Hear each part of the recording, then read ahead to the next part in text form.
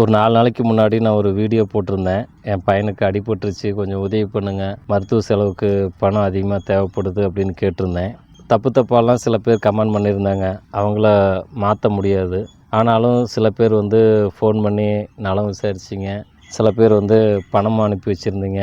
100, 200, 1000, 2000 வரைக்குமெல்லாம் ஒரு சில பேர் அனுப்பியிருந்தாங்க. அப்படியே கிட்டத்தட்ட இது வரைக்கும் ஒரு 20,000 வரைக்கும் எனக்கு பணம் சேர்ந்துச்சு.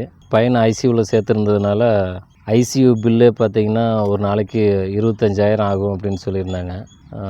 அது போக மருந்து மாத்திரை செலவு. இப்போ இந்த 20,000த்தில் எனக்கு ஒரு நாள் மெடிக்கல் பில்லை கிளியர் பண்ணிக்கிறதுக்கு உதவியாக இருந்துச்சு. இப்போதைக்கு உயிருக்கு எந்த ஆபத்தும் இல்லை. இப்போ ஜெனரல் வார்டுக்கு மாற்றியாச்சு. ஆபத்தான கட்டத்தையெல்லாம் தாண்டி வந்துட்டோம். என் கையில் சுத்தமாக பணம் இல்லாதனால ஹாஸ்பிட்டலு பில்லு, மெடிக்கல் பில்லு இது எதையுமே இன்னும் கட்ட முடியாமல் ரொம்ப சிரமப்பட்டுட்ருக்கிறேன். இதில் சில பேர் கேட்டிருந்தாங்க, உங்கள் கையில் தான் பணமே இல்லையே, அரசு மருத்துவமனைக்கு போக வேண்டியதானே அப்படின்னு கேட்டிருந்தாங்க.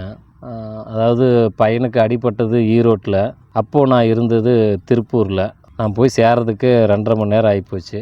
ஈரோட்டில் இருந்து பவானி போகிற வழியில் அப்பாச்சி மெடிக்கல் சென்டர் அப்படிங்கிற ஒரு மருத்துவமனையில் தான் சேர்த்துருந்தாங்க.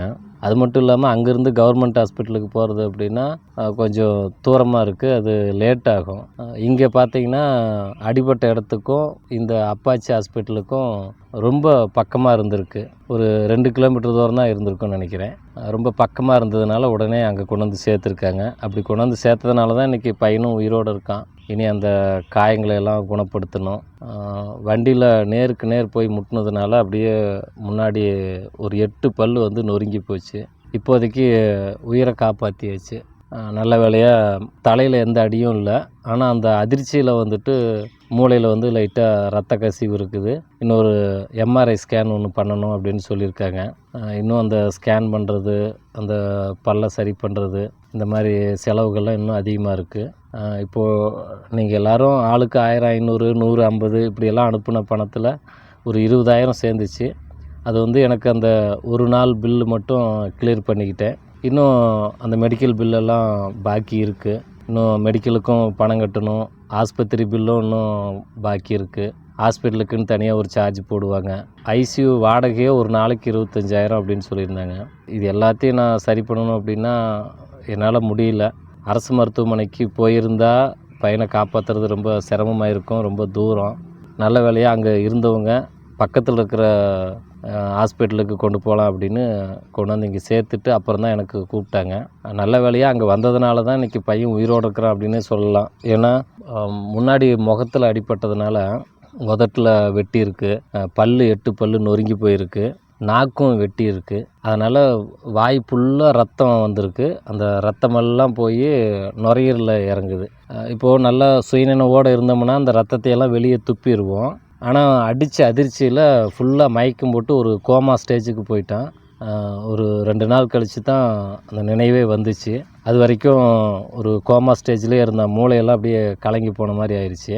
அந்த நேரத்தில் பக்கத்தில் இருந்த தனியார் மருத்துவமனைக்கு கொண்டு வந்து சேர்த்ததுனால தான் இன்றைக்கி பையன் உயிரோடு இருக்கான். அதான் சில பேர் கேட்டாங்க, நீ ஏன் போய் அந்த ஹாஸ்பிட்டலில் சேர்த்துட்டு பணம் இல்லைன்னு புலம்புற அப்படின்னு கேட்டிருந்தாங்க. அதுக்கு தான் நான் சொல்கிறேன். கொஞ்சம் இந்த வீடியோ பார்க்குறவங்களாம் கொஞ்சம் ஷேர் பண்ணினீங்க அப்படின்னா யாருக்கெல்லாம் நமக்கு உதவி பண்ணணும்னு தோணுதோ அவங்கெல்லாம் பண்ணுவாங்க. என் பையனை நல்லபடியாக காப்பாற்றி கொண்டு வந்துடுவேன். இப்போதைக்கு உயிருக்கு எந்த ஆபத்தும் இல்லை.